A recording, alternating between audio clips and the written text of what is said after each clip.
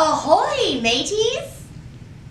That's the seaside way to say, hello, friends. Thanks for joining us online for virtual story time brought to you by the Keller Public Library. I'm Miss Kelly, and I'm going to read the stories today. If you know my very special welcome song, please sing it with me now.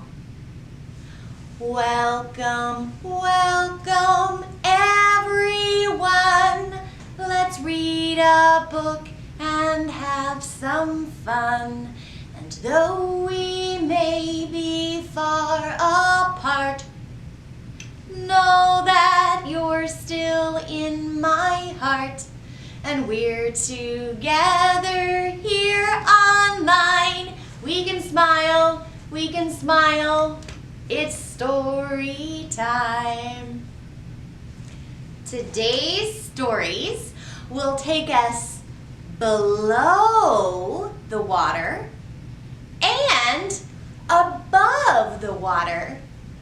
We're going to read about mermaids and pirates. If you have a story time to go bag with a mermaid and a pirate on it, you can follow along at home. If you don't have a bag, don't worry. You're still going to have a lot of fun reading the stories. Which one lives below the water? Mermaids. That's right. Do you like mermaids? In our first book, a mermaid finds a mysterious object. She doesn't know what it could be for. Let's read and see what happens. The Mermaid and the Shoe by K.G. Campbell.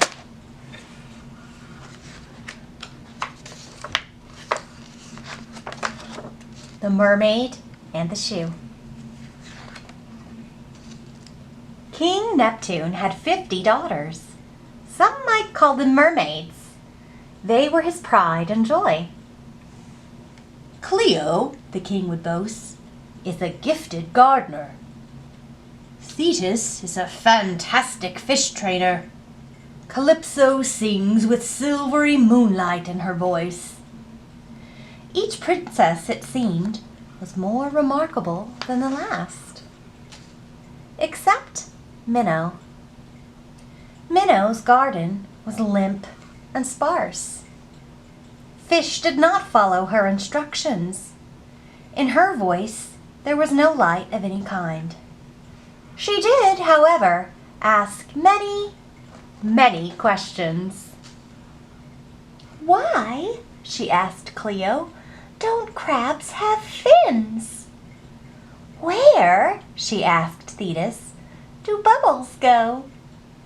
What, she asked Calypso, lies beyond the kingdom?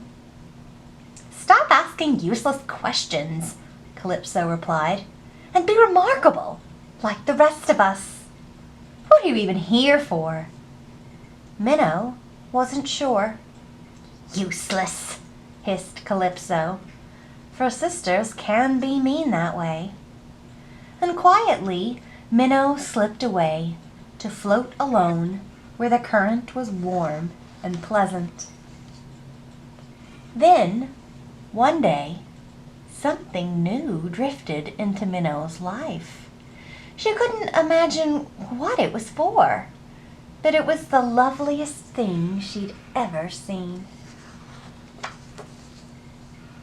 What is this? Minnow asked Cleo. Perhaps, said her sister, it's a hat. But the thing was a poor fit, and not at all flattering. What is this? She asked Thetis. Perhaps, said her sister, it's a jewel box. But the thing was wobbly and spilled pearls all over Minnow's grotto. What is this? She asked Calypso. Questions, snapped her sister. It's junk, useless, like you. This thing, insisted Minnow, was made with care. It has a purpose, and I will discover it. So off she set into the warm current from whence the thing had come. In the forest, she passed an octopus. "What is this?" she asked it. But the octopus just shrugged. In the shallows, she happened upon a whale. "What is this?" she asked it. "I swallowed one of those once," said the whale. "Yuck!" Near the surface, she passed some crabs. "What is this?" she asked them. "Don't eat us!" shrieked the startled crabs, scuttling onto the rocky shore. Aha, thought Minnow, who wasn't even hungry. That's why they don't have fins. But she was running out of creatures to question. She had arrived at the edge of the kingdom, where bubbles burst and the above place began. "What a wondrous world!" gasped Minnow, eyes wide as sand dollars. Overhead were curious fish that made an awful racket. The coral was dull like seaweed, and the seaweed was brilliant like coral. Nearby stood a huge shell with a door, but there was nothing like the lovely things, and no one to tell her what it was. Minnow could journey no farther. Disappointed, she turned to leave. "I'm afraid," she told the thing, "we are useless after all." Suddenly, an odd creature burst from the shell. It was half mermaid, but with 2 octopus legs, and on those legs was a pair of the lovely things. "Don't get your shoes wet!" yelled a voice from the door. So the land maid removed them, and Minnow finally knew exactly what the lovely things were for. Concealed within was another set of hands. "But so ugly!" she gasped. "So knobbly and gnarled and smelly!" Bursting with news, Minnow returned home as fast as her tail could carry her. Excitedly, she urged the entire court to gather round to listen. She told them why crabs don't have fins. She told them of the place beyond the kingdom where the bubbles went. She told them of the noisy fish and giant shell homes. She told them of the land maid and of shoes and the monstrous leg hands they were made to hide. When she was done, Calypso rolled her eyes. "What a useless story," she scoffed. But King Neptune beamed and hugged his smallish child. "My Minnow," he boasted to the entire kingdom, "is a daring explorer." And everyone, except Calypso, clapped their hands, fins, and tentacles in agreement. "Will you tell us more?" they cried. "That," said Minnow, "is what I'm here for." And she recounted her adventures until the starfish came out and the anemones fell asleep. The end. Did you like that book? Well, of course, a mermaid wouldn't know what a shoe is for. She doesn't have any feet, right? I brought some mermaids with me today. Let's take a closer look and practice our counting and colors. How many mermaids did I bring today? Will you count up with me?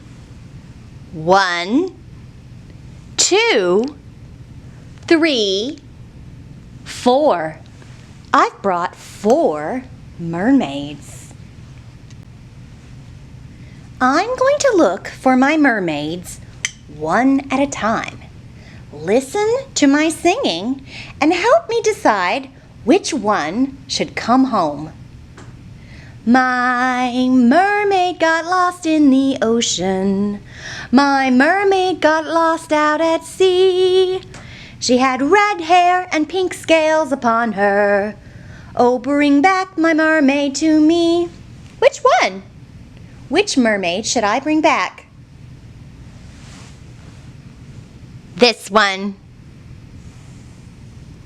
How many mermaids are left? Count up with me. 1, 2, 3. 3 mermaids. My mermaid got lost in the ocean. My mermaid got lost out at sea. She had green hair and purple scales upon her. Oh, bring back my mermaid to me. Which mermaid should I bring back? This one. How many mermaids are left? Count up with me. 1, 2. 2 mermaids. My mermaid got lost in the ocean. My mermaid got lost out at sea. She had pink hair and blue scales upon her. Oh, bring back my mermaid to me. Which mermaid needs to come home? This mermaid. How many mermaids are left? Just 1. My mermaid got lost in the ocean. My mermaid got lost out at sea. She had pink hair and green scales upon her.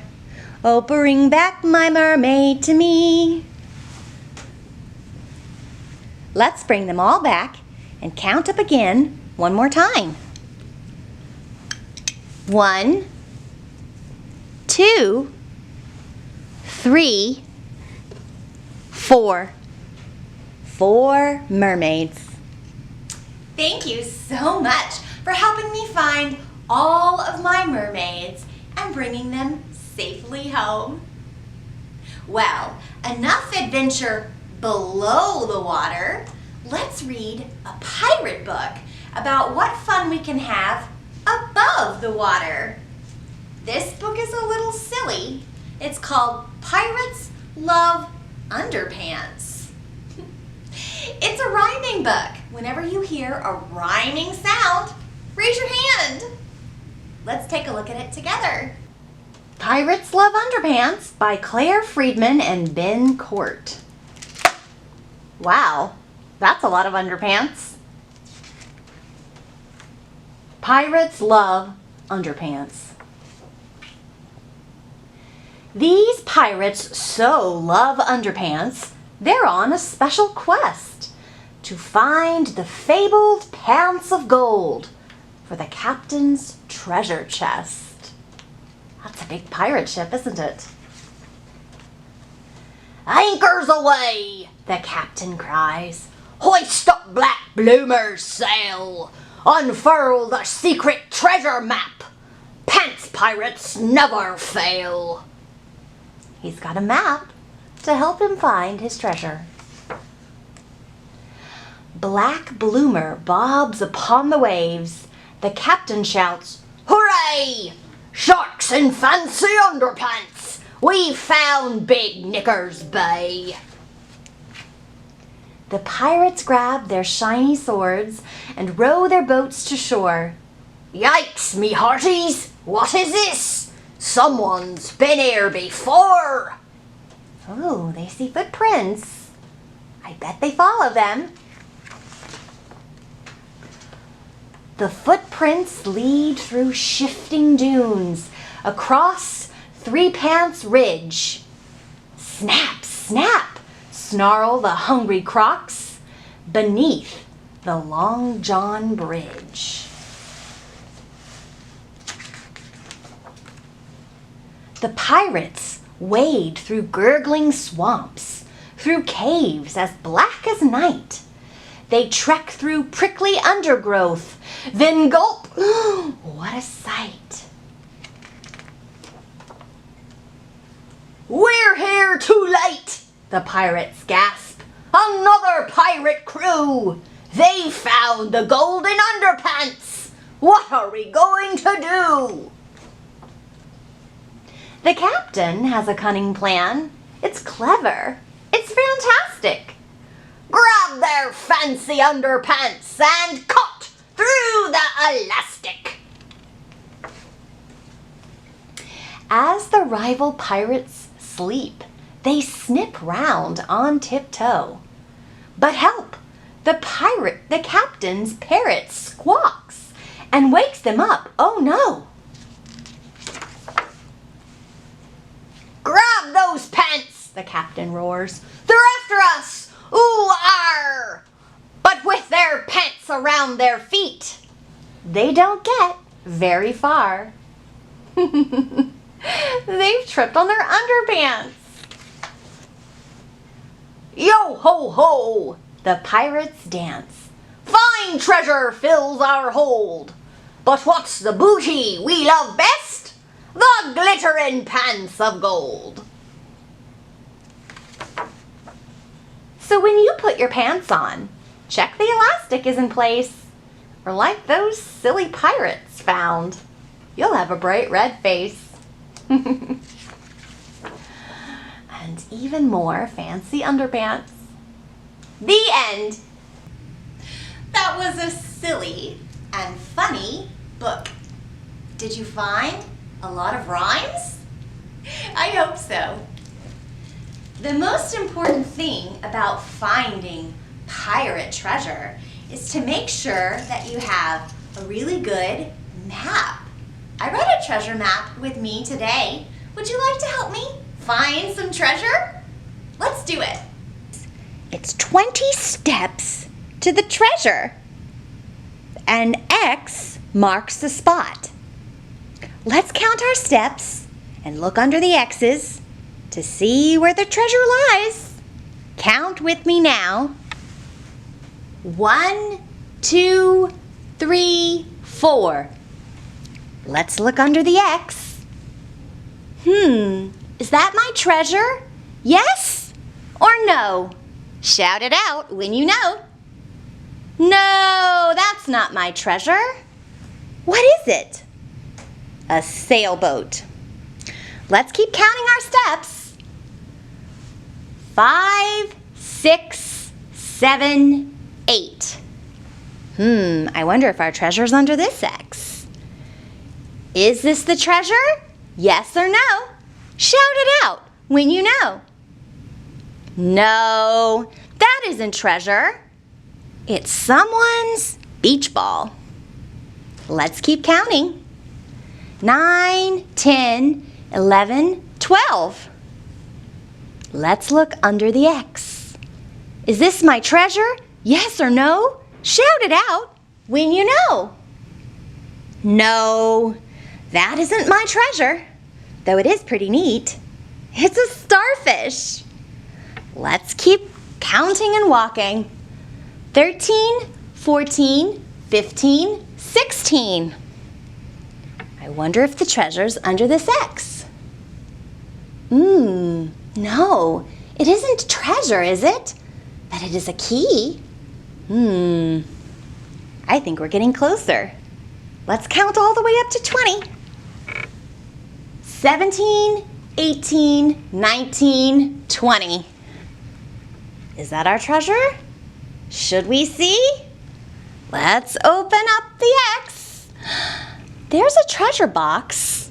Open it too. Wow, look at the beautiful treasure we found.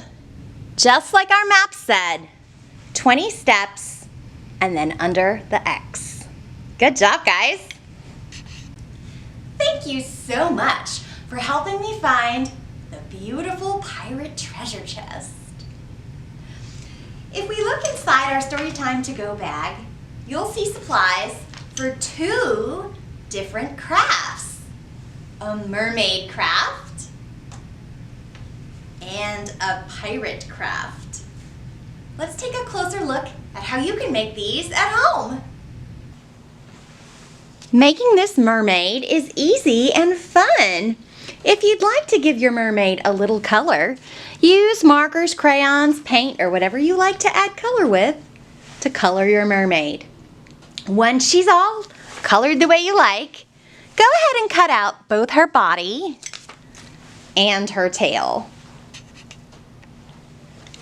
Once your mermaid pieces are cut and colored the way that you like, it's time for us to give the mermaid her twist. You may want to get your grown-up to help you with this. It is a little tricky to cut sometimes, and it takes practice to learn. But when we cut the twist into our mermaid's tail, we're going to start here, right where the fin meets the rest of the tail.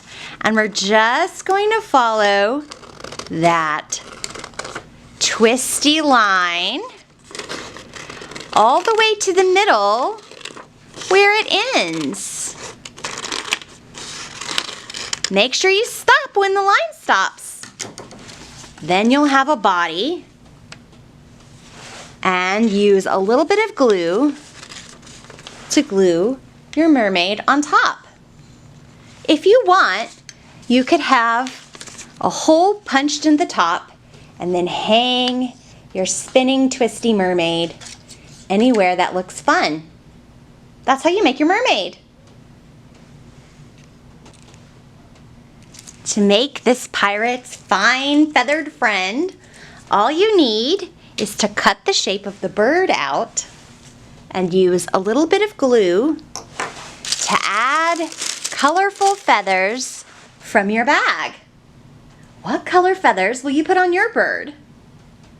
If you want your bird to stand on your shoulder the way mine did, you'll need a little bit of tape. Turn the bird over and fold the flap up into a triangle like this. And then use some tape to hold it together and tape it to your shoulder so you can have a fine feathered pirate's friend. That's how you make your parrot. Some other fun things in your Storytime to Go bag include coloring sheets and some chocolate pirate treasure. Before you eat it, make sure you show this to your grown-ups so they know that all the ingredients are okay for you. I had a wonderful time reading books about mermaids and pirates with you. If you'd like to show me your pirate or mermaid craft, or any photos of you enjoying our story time, have your grown-up email it to library@cityofkeller.com. Keep reading, everyone. We'll see you soon.